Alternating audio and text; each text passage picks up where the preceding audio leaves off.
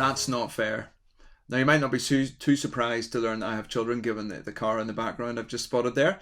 But it's kind of wired into our kids. That's not fair. That kind of idea. And this question of fairness is really deeply embedded in our society. I don't know where you're living in the world right now. I'm based in Northern Ireland. We're still in a tighter lockdown, arguing today about loosening some of the restrictions. And it's not fair that my friends and colleagues in England get to go to the pub, get to go into the office, get to hang out in groups of 6, get to go and get their hair cut. And the whole COVID and pandemic has raised these questions of fairness. The vaccine, what about vaccine passports? Is it fair? Is it just? Is it right that you need a vaccine passport potentially to travel? Or what about to go to the pub? Or what about even to go to church? And all of that probably belies a deeper question about global vaccines. Why is it okay that we have vaccinated 55-60% of our population here in the UK? What about the rest of the world? Are we sharing the vaccines that we have? Are we making sure that other people are protected from this pandemic? And there are lots of questions in the news this week about fairness. David Cameron and the kind of lobbying scandal, George Floyd and the murder in the US, and the trial going on at the minute. And then 110,000 people complaining about the coverage by the BBC of Prince Philip and his death, and what's fair and what's right.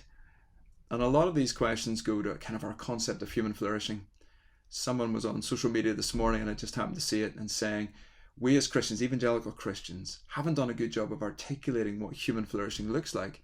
And therefore we don't do a great job wrestling with questions of justice and fairness in the here and now. And that got me thinking about Jeremiah, where he talks about seeking the peace and flourishing of the city, but also a passage in Isaiah 61. They'll be called oaks of righteousness, the planting of the Lord to display his glory.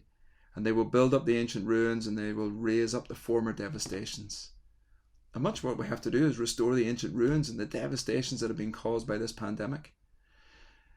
I am from Northern Ireland, as I said earlier, and you may have noticed we had some riots in the last couple of weeks, and one of my colleagues was proposing that we take down the peace walls that we're committed to do, but instead we plant trees in their stead. And that's what got me looking at Isaiah 61, that we replace the peace walls with trees that bring life and create a sort of barrier in a sense, but a much more fluid one where people can move between them.